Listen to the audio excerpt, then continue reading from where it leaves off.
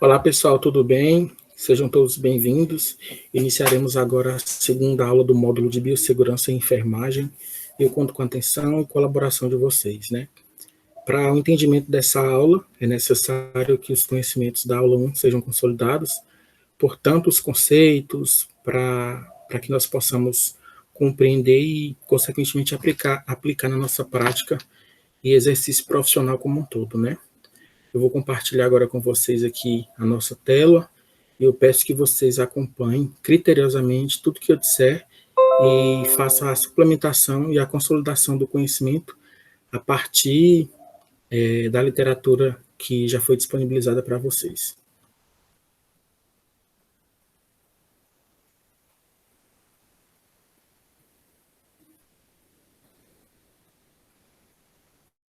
E o tema da aula de hoje, né, sobre o gerenciamento dos resíduos sólidos e como é que nós possamos manusear, conduzir e fazer o perfeito descarte à luz do que a literatura e do que os protocolos dos serviços de saúde nos recomendam, né? De caráter inicial, né, vocês podem visualizar aqui no slide, o gerenciamento de resíduos sólidos perpassa um conjunto de normas técnicas de uma base científica, e tudo isso ele vai ter que ser normatizado a partir de condutas e protocolos específicos. Essa conduta ela tem que ser gerida, ela tem que ser conduzida e, consequentemente, tem que ser proposta pelas entidades e gestões em saúde, né? Seja que uma parceria entre a direção do hospital, da clínica, a Secretaria Municipal de Saúde ou o órgão estadual. Obviamente, tudo isso deve ser desempenhado à luz de uma portaria, de uma política e de protocolos específicos, né? Por exemplo, ao coletar os resíduos sólidos de um hospital, obviamente, a gente não pode descartar junto com o lixo comum. Existem técnicas e procedimentos específicos, né? E, ao fim e o término de tudo isso, né, a gente visa promover a saúde e, consequentemente, a preservação de todos os recursos envolvidos, desde a saúde pública e a questão e a legislação com o meio ambiente. Se for para que nós possamos resumir desde o gerenciamento, condução, distribuição e o descarte, a gente precisa entender que o objetivo final de tudo isso é minimizar a sua geração ao máximo, ou seja, a gente precisa produzir esse lixo, porque o lixo é produzido a partir da dinâmica e da vivência hospitalar, mas a gente tenta ao máximo diminuir a produção desse lixo, e quando ele é produzido, encaminhar de forma segura e tudo isso de forma eficiente.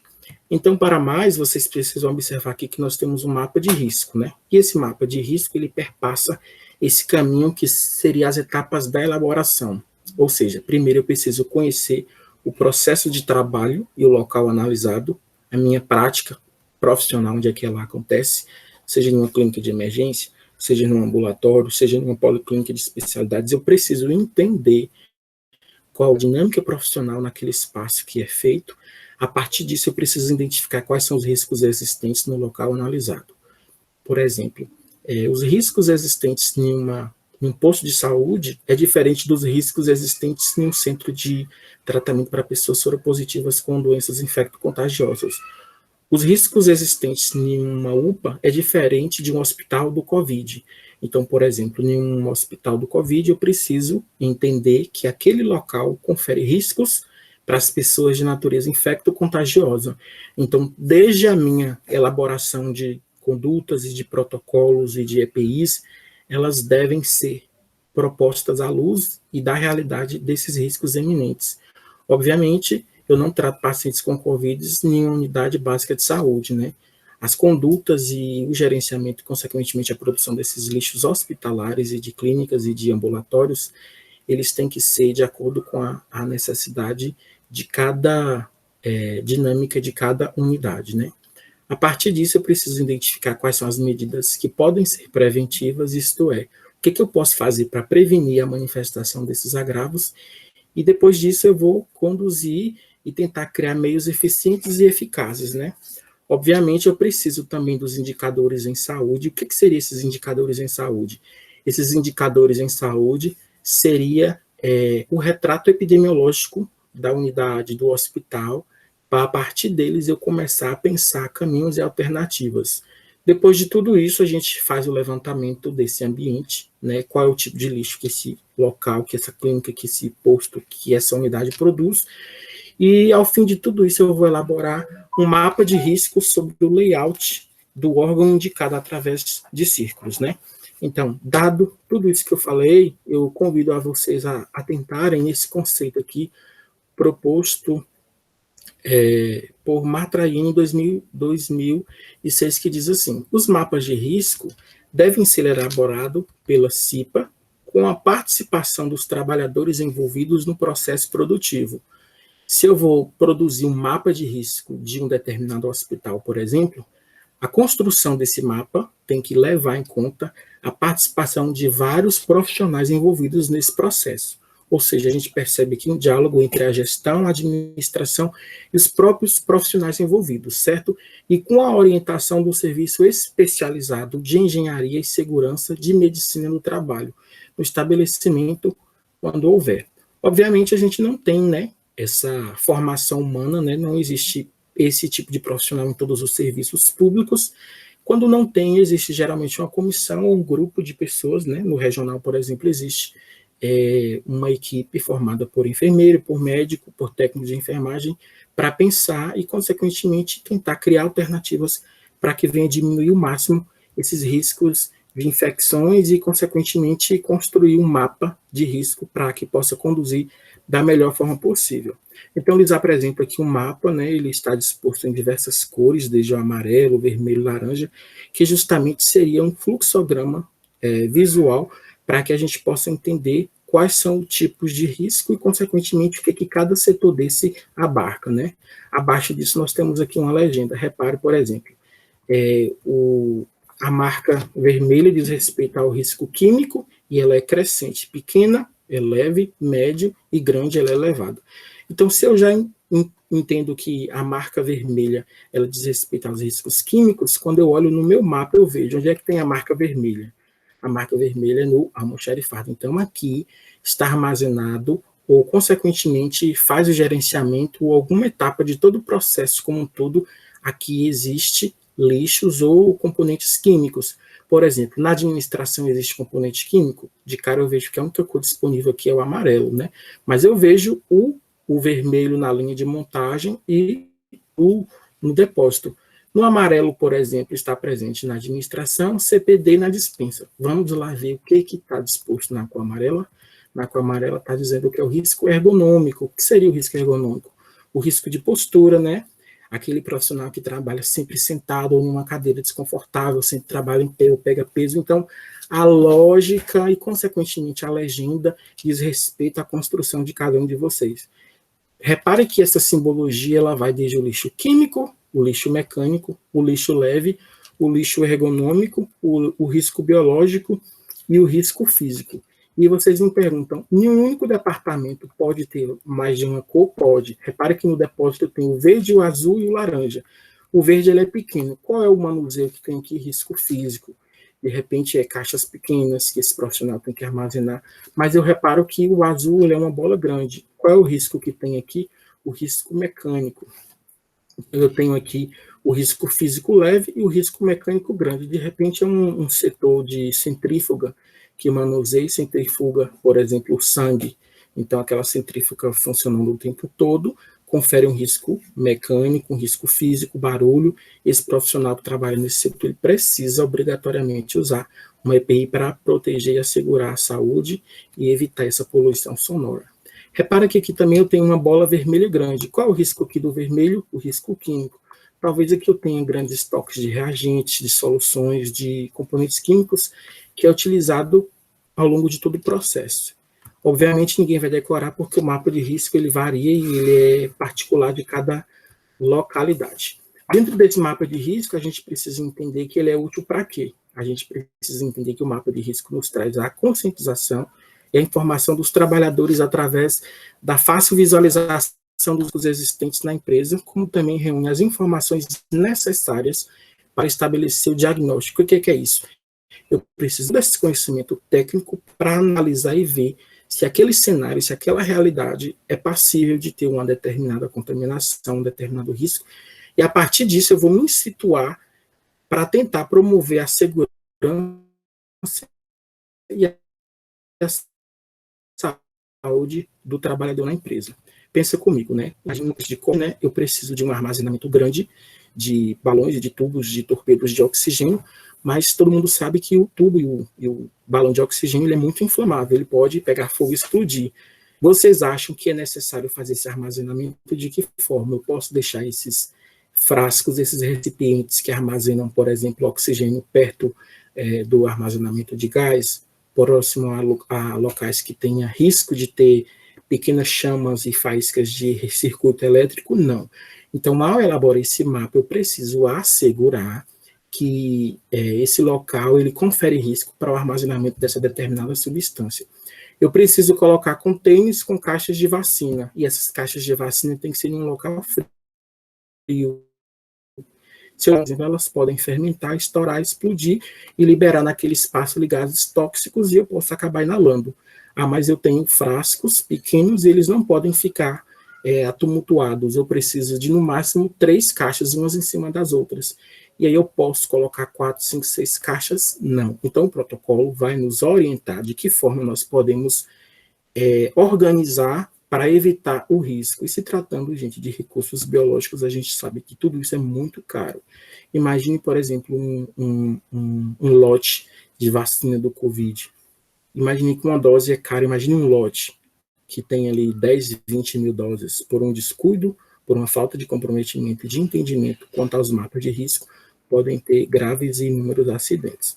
A partir disso, o conceito de mapa de risco entendido que é uma representação gráfica de um conjunto de fatores presentes no local de trabalho.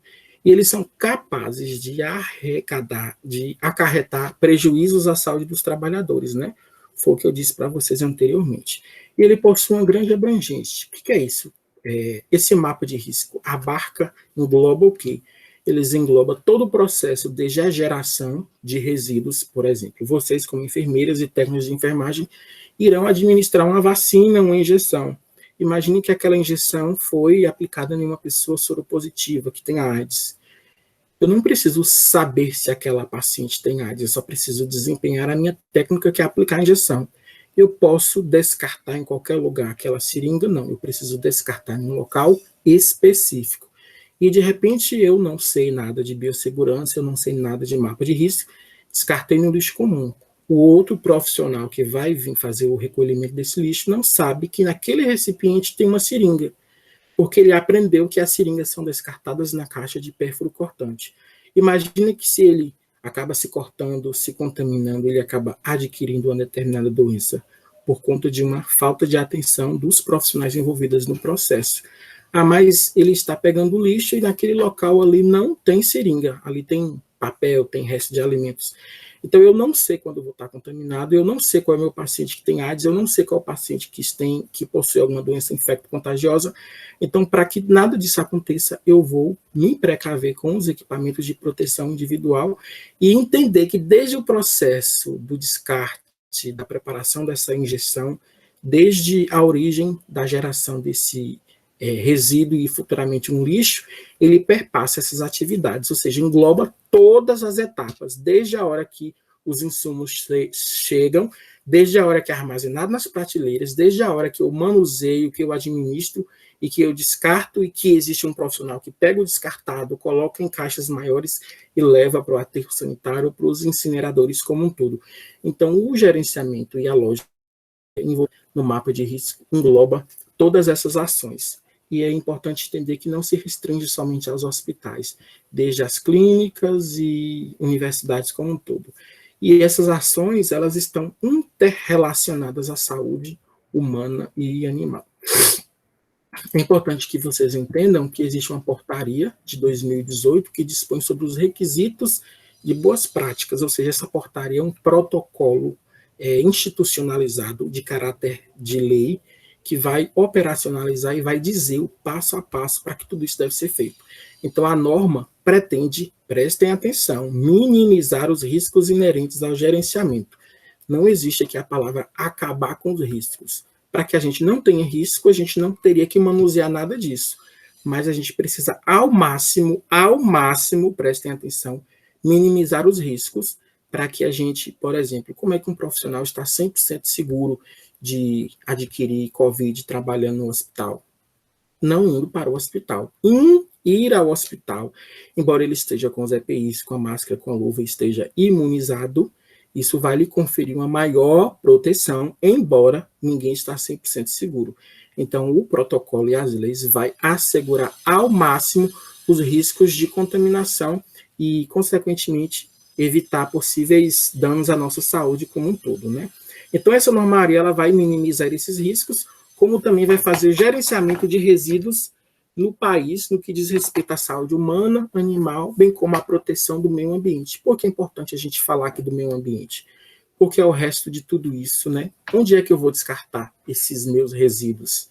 Beleza, a gente precisa entender. Lembra do vídeo da aula passada, onde vocês viram resíduos e restos de lixo hospitalar no mar? Certamente eles foram descartados nos oceanos e, consequentemente, ao ser descartado nos oceanos, eles contaminaram as pessoas e os animais e a flora e a fauna naquele local ali existente. E a gente precisa entender desde o retrato histórico que nasce novas tecnologias e novos questionamentos. A partir disso vem uma política. O que é a política, gente? A política é um protocolo, é a lei na prática, né? Essa política, ela assegura procedimentos obrigatórios, né? E ela entrou em vigor no ano 2010. Ou seja, a lei exige que o gerenciamento e o descarte desses resíduos sólidos, eles respeitem as normas de biossegurança. Por exemplo, em Guanabi eu amputei uma perna, um braço, uma criança nasceu morta, eu peguei ali resíduos da cirurgia, sangue contaminado, e aí eu posso colocar no lixo comum e esse lixo ser incinerado e, consequentemente, contaminar o lençol freático, as populações que vivem naquela redondeza. Não. Todos os resíduos hospitalares precisam ser conduzido dentro daquela lógica do mapa de risco. E quem é que faz todo esse processo? Empresas especializadas. Então, o hospital, ele contrata, ou a clínica, ou o município, uma empresa que faz o perfeito manuseio de tudo isso para que não tenha esses maiores impactos ao meio ambiente e, consequentemente, respeite a legislação e assegure a saúde da vida das pessoas. Em linhas gerais, a gente tinha o Conselho Nacional do Meio Ambiente, e esse conselho, a partir de procedimentos internos, começou a entender o tratamento e a destinação desses resíduos. E, de forma objetiva, isso foi proposto um enfoque para o manejo interno desses resíduos. E tudo isso, em resumo, esse breve retrato histórico, que não é importante decorar portaria em nome de lei, mas entender que existia uma discussão desde a nível de gestão municipal como a nível do Conselho Nacional do Meio Ambiente, e tudo isso associado aos esforços da Anvisa, que é a Agência da Vigilância Sanitária, e a partir dessa resolução que nasce toda essa ideia de demandas. Beleza, eu tenho um processo de industrialização, as cidades estão crescendo, eu tenho agora hospitais, eu tenho agora a evolução técnico-científica, eu sei que ele tem bactérias, eu sei que ele tem vírus, eu sei que ele tem matéria contaminada, e isso pode causar impacto ao meio ambiente. Lembra do vídeo anterior da aula, que as pessoas não sabiam o que tinha ali, lembra que as pessoas não sabiam que aquilo era uma substância radioativa, e elas exerciam a sua dinâmica de vida normal, e elas não sabiam. Depois desse conhecimento técnico-científico, foi mostrado que isso causava danos ambientais e danos à saúde e dano aos animais, ou seja, existia processos de iatrogenias envolvidos. O que é iatrogenias? São consequências que desdobram no processo natural. Por exemplo, uma iatrogenia que eu tenho ir no hospital, manusear o lixo, trabalhar, ser médico, ser enfermeiro. Uma possível iatrogenia é uma infecção, por exemplo, né? Então, se isso é comum para aquela realidade, nasce a necessidade de discutir, de pensar toda essa lógica. Beleza, para que eu não tenha lixo hospitalar, eu só preciso de uma coisa, não ter hospital. Mas é impossível não ter lixo hospitalar, porque eu tenho lixo hospitalar a partir do momento que eu trato e que eu produzo e que eu atendo essas pessoas. Já que eu não posso evitar, impossibilitar a produção de lixo hospitalar, eu posso pensar em uma alternativa para que quando esse lixo ele seja produzido, ele seja conduzido da melhor forma possível para não contaminar e nem infectar a vida dessas pessoas. Então, em linhas gerais, se atentem, prestem atenção, porque eu vou cobrar isso na avaliação. Nós temos aqui o mapa de risco, esse passo a passo tem que ficar claro para vocês. Imagine um hospital regional. O hospital regional vai fazer a geração do resíduo, né?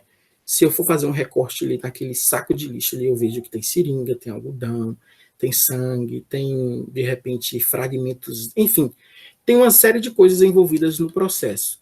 E eu faço o quê? Eu gerei o lixo, eu vou segregar o lixo. O que é segregar? Lembra do que a gente já discutiu, o que é lixo químico, o que é lixo biológico, o que não é lixo biológico. E eu vou segregar. Depois que eu segrego, eu acabo armazenando, eu vou fazer o acomodamento de tudo isso, e eu identifico o que é um possível contagioso, o que não é contagioso. Depois eu faço o transporte interno, faço um armazenamento temporário, a empresa chega, recolhe, faz o armazenamento externo, faz a coleta, transporte e, por último, o destino final. A gente não precisa se detalhar o passo a passo, que tem protocolos específicos. Imagine no Hemoba de Guanambi, no Hemoba de Santo Antônio, no Hemoba de Vitória da Conquista, no Hemoba de Salvador, de qualquer cidade que faz o manuseio de sangue, por exemplo. Eu sei que aquele sangue ali pode ter matérias infecto-contagiosas. Agora, imagine um manuseio de um hospital do câncer, que tem fragmentos de pessoas. Imagine agora o manuseio de um lixo de uma maternidade que possa ser que tenha fetos ali. Então, o direcionamento e o manuseio, a condução de cada tipo de lixo depende da realidade e do tipo de lixo que cada local produz. Correto? Em caráter, vocês precisam entender que dentre esses grupos de lixos produzidos, nós temos o grupo E, que é o grupo do material pérfuro cortante. Vejam de cara aqui que vocês veem a pola, vem aqui uma seringa e aqui uma caixa, onde a gente descarta. Essa caixa ela tem que ser manuseada com cuidado, ela é amarela, lembra daquele símbolo que nós vimos e discutimos lá, o símbolo de material infectante, e ela tem que ser armazenada aqui. Eu posso introduzir a mão aqui dentro, a caixa está cheia, eu posso enfiar a mão e socar a caixa, já vimos que muitas pessoas fazem isso. O que eu faço? Eu desprezo quando ela está próxima à borda, tem um limite aqui que eu posso e devo manusear até que atinja esse limite. Eu fecho a caixa, descarto no local certo, e outra caixa ela é aberta, ela é montada, para que venha acondicionar e receber esses materiais de natureza pérfuro cortante. Eu tenho no hospital também o lixo do grupo D, que é o lixo comum. Repara que eu tenho aqui uma fralda descartável, papel higiênico, resíduos alimentares, da alimentação, certo? E temos também o lixo radioativo, que nós já discutimos, né? Por exemplo, o grande impacto disso daqui é a influência e o desencadeamento de um processo de formação oncológica. Pode parecer besta, mas vocês viram o que a radiação, o que o urânio, o que o material radioativo faz. Então, eu preciso entender que quando as reservas radioativas da sala de radiografia, dos procedimentos de imagem, né, se esgotam, quem faz o manuseio ou gerenciamento disso é uma empresa específica. Repara que esse recipiente, esse resíduo aqui, ele está dentro de um tambor de concreto. E esse tambor de concreto ele é circulado por cimento e, por último, a própria estrutura do balão ou do tambor ou do recipiente de ferro. E ele ainda é sinalizado de preto, de amarelo, com o símbolo preto, que ele é radioativo. E o profissional que conduz, ó, máscara, luva, tudo de forma a proteger ao máximo o gerenciamento desse resíduo. Imagine que essa camada aqui, para comportar uma partícula ou uma pastilha de urânio, ele é tão radioativo que ele precisa de toda essa tecnologia simplesmente para conduzir no seu processo. Além do resíduo radioativo, a gente tem os resíduos químicos, por exemplo, lâmpadas, medicamento vencido, líquido, secreção, tudo que eu acabo produzindo dentro do ambiente hospitalar como um todo, né? E eu tenho, por fim, o grupo A, que é o grupo dos infectantes. Eu tenho aqui uma luva que eu fiz um curativo, imagine que eu fiz uma cirurgia, imagine que eu fiz um procedimento, eu tenho aqui um scalp, eu tenho um gelcro, eu tenho tudo isso é material contaminado. Então, só para que vocês entendam, existe, né, pela portaria Anvisa, esse ABCDE do gerenciamento dos resíduos. Eu tenho aqui o resíduo do potencial, dos resíduos dos materiais potencialmente infectados, eu tenho aqui os resíduos químicos, e eu tenho aqui os resíduos radioativos, como também eu tenho os resíduos comuns e os resíduos perfluorocortantes. A gente não precisa decorar o passo a passo, né, quem é quem, mas eu preciso entender. Eu não quero que vocês decorem aqui. A letra A é perfluorocortante, letra B químico, C radioativo, D comum. Eu preciso que vocês entendam que na produção dos resíduos hospitalares nós temos 5 grandes tipos de lixo, que é o lixo comum, o perfluorocortante, o radioativo, o químico e o infecto contagioso. Depois de tudo isso, esses resíduos dos serviços de saúde, né, eu preciso caracterizá-lo, né? Existem os resíduos não perigosos e os perigosos. É o plástico, papel, resíduo orgânico, e os perigosos que entra dentro de tudo isso que a gente discutiu. Primeiro, você vai trabalhar no setor que vai gerenciar os resíduos do hospital. Eu vou separar o que é perigoso e o que não é perigoso. Separei o que é perigoso, vai para a coleta comum normal. Dentro dos resíduos perigosos, eu ainda vou separá-los em resíduos infectantes, químicos, radioativos, comum e perfluorocortante. A partir disso, mais uma vez, o fluxograma, que vai mostrar o processo passo a passo que eu manuseio, né? Eu segrego, eu condiciono, eu identifico, eu faço o transporte interno, o transporte temporário, o armazenamento externo, faço a coleta interna, o transporte externo e, por fim, a destinação para o ambiente ou local que isso vai ter que ser depositado e armazenado como um todo, né? Por fim, decorem, ou melhor, aprendam o significado desse conceito. Segregação dos resíduos conforme a classificação dos grupos, no momento e local de sua geração, de acordo com as suas características físicas, químicas, biológicas e o seu estado físico e os riscos no processo envolvido, né?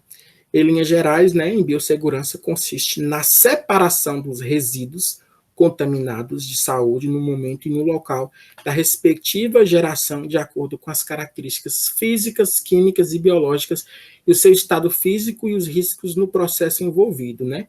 Se eu fosse resumir tudo isso aqui, eu resumiria na alternativa D, que é segregação. E por fim, gente, a imagem que mostra, né? Eu preciso de todo um procedimento de gestão a partir de conhecimento científico, de conhecimento técnico, de como faz tudo isso, para produzir o quê? Um menor impacto e fazer o transporte seguro de forma eficiente, objetiva, que respeite a legislação em contexto e assegure para todos os trabalhadores envolvidos no processo um processo de biossegurança, né? Em linhas gerais, o conteúdo da nossa segunda aula é isso. Agradeço a atenção de vocês. Tenham todos um excelente dia.